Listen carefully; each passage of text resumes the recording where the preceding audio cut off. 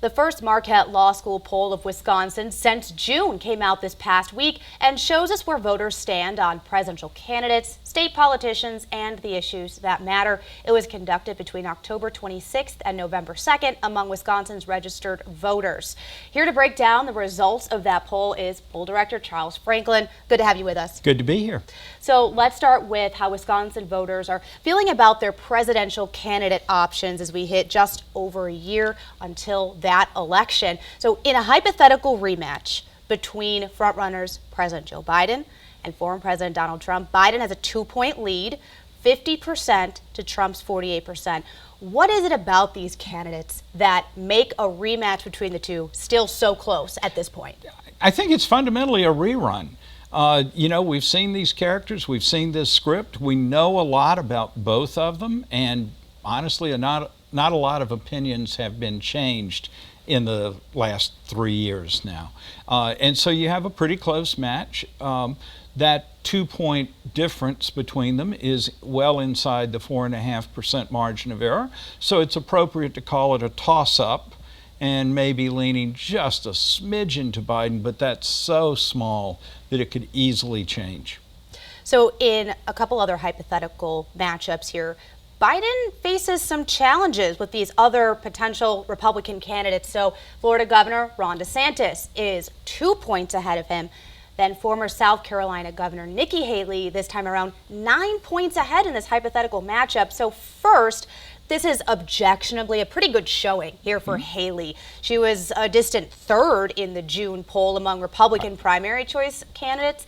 And here it shows that in a matchup with Biden, I mean, she is doing a lot better than Trump and DeSantis in this respect. So what does this say about Haley's drawing power among voters? Yeah, the irony is in the GOP primary, Trump runs first, Haley a distant third.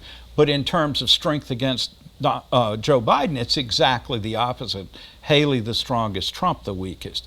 I think what it really shows us, and Wisconsin elections are close. We're not likely to see a 9-point margin in November, no matter who the candidate is.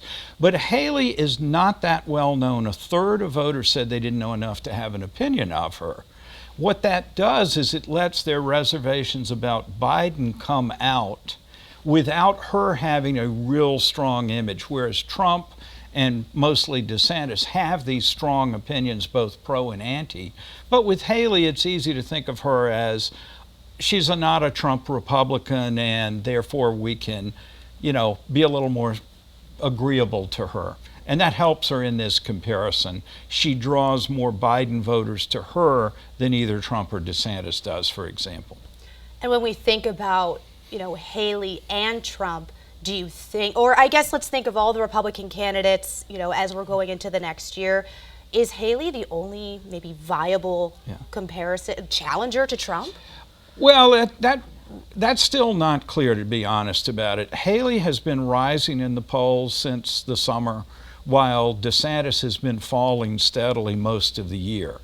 And so the two of them are clearly the second and third place candidates, and it's not quite clear which one is in second or third, and depending on what state you're in. Here in Wisconsin, we had DeSantis a little ahead of Haley.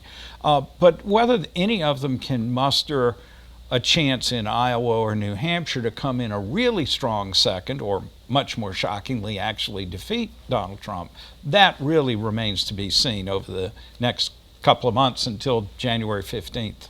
And it's important to note a lot can happen in a year. We talk about that all the time, that it's a very long time until the 2024 election, even though it may not seem that way.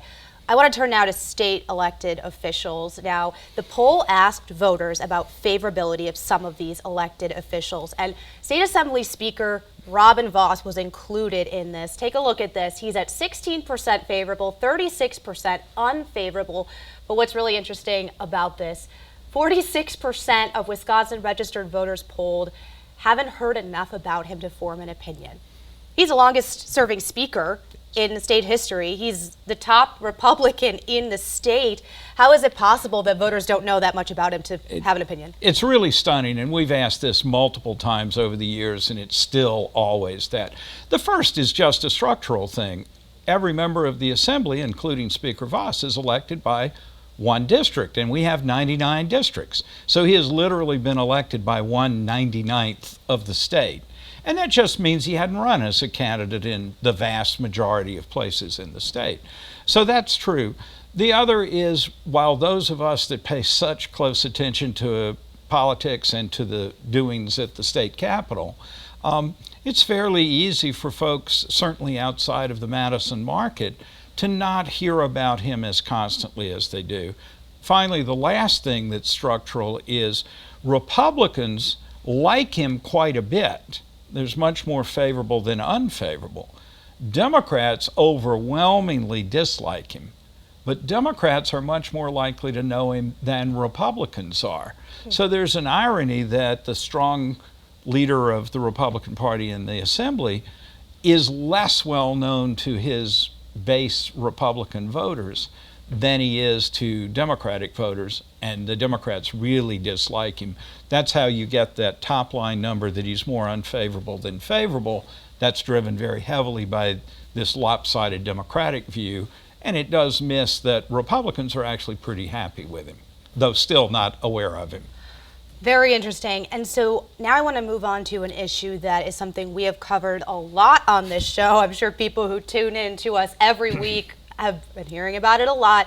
It had a few questions about how the Wisconsin Supreme Court is felt among voters. And so one question asked, is it better for Wisconsin to elect Supreme Court justices or appoint them? Now, as everybody can see here on this full screen, 87% of those voters polled say yes, elect them.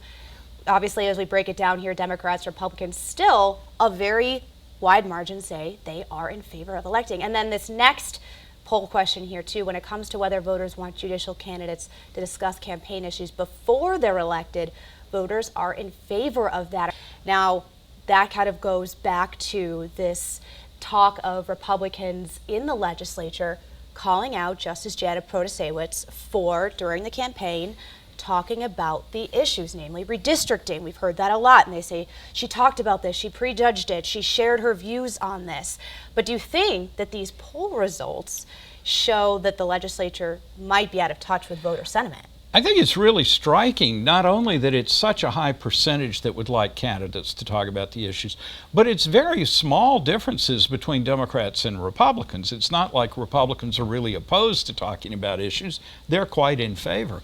We mentioned in the question, would you rather have judicial candidates talk about the issues so voters know what they stand for, or would it be better for them not to talk about issues so they don't appear to be prejudging? So we put that directly before the voters, the respondents, and overwhelmingly they say they want you to talk about it. Really, about half the states elect judges and half appoint them. But it seems clear that if voters are going to make that choice, they would like to have some information about the candidates and judge them, and therefore align their votes with what they're hearing from the candidates. As the evolution of judicial elections continues, maybe we'll hear more of that discussion of issues going forward, but with a risk of when does it start to look like prejudging rather than your opinion in general. Charles Franklin, thanks so much for being here. Appreciate your time and appreciate your work. And it's good to break down some of these poll answers and get some clarity on what we're seeing. Thanks for having me.